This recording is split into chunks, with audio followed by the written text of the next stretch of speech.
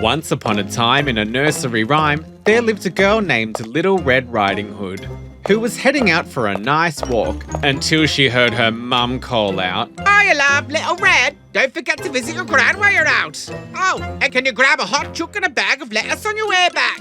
I can't be bothered cooking tonight." Little Red Riding Hood was like, Mum, I hate going there. She's so annoying.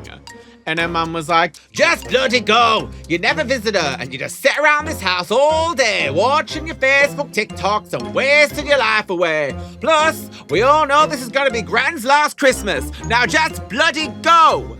Annoyed and also agitated, Little Red, who is the younger sister of Big Red from the iconic movie Bring It On, stormed out and headed down the road, where she stumbled across an IKEA. She thought to herself, well, I could pick something up, I suppose. Maybe grab some candles, check out the discount section.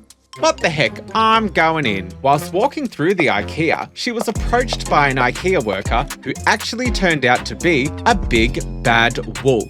Being far too stupid to realise this is quite literally a wolf dressed in an IKEA uniform, and loving herself sick with this newfound attention, Little Red engages in an extremely long and detailed conversation with the big bad wolf about what she's doing and where she's going, along with providing her bank account details as well as her TAFE login to him.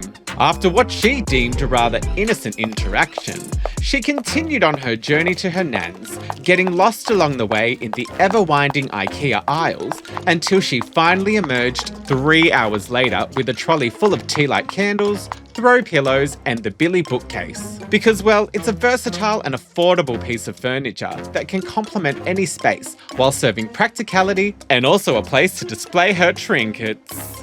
4 hours later, she arrived at her nan's, rambling about how she was late because of the chatty staff at IKEA who kept going on and on about Swedish furniture, Swedish cheese and ABBA and whatever else Sweden is famous for, until she noticed something off about her nan's feet and she shudders to herself, oh god, old people are so gross. Then she notices her nan's peculiarly large hands and is like, what great big walloping hands you have. To which the wolf replies, all the better to crochet with, my dear. And then she notices the eyes. What great big bug eyes you've got.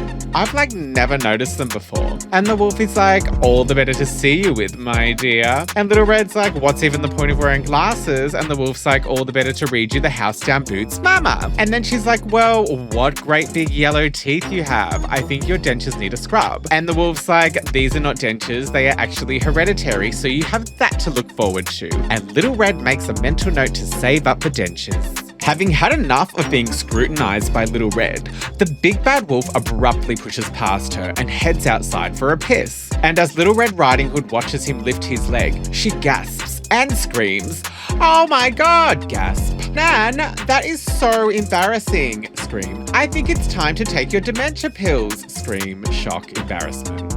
Thinking his disguise had been blown, the big bad wolf decides he's going to eat Little Red too. But lucky for her, a huntsman was here to save the day. A huntsman spider, that is, who had been up in a tree writing messages in his web, trying to alert Little Red to the fact that a wolf was in drag, cosplaying as her nan the whole time. But she was too stupid to notice, so the spider spins one last message for help, which is then noticed by the neighbour, Britney Spears, who happens to live next door to Little Red Riding Hood's nan's house, who was outside at that very moment practicing her spinning. Britney tornadoes her way through the fence, spinning with her knives and chopping the wolf open to expose that he had eaten Little Red's nan, freeing her from his bowels.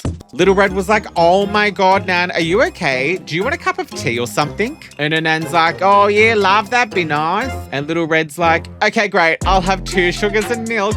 Thanks. And they all went inside and lived happily ever after, including the wolf, who took advantage of the cosmetic clinic next door to get a mummy makeover to fix the big cut in his tummy. The end.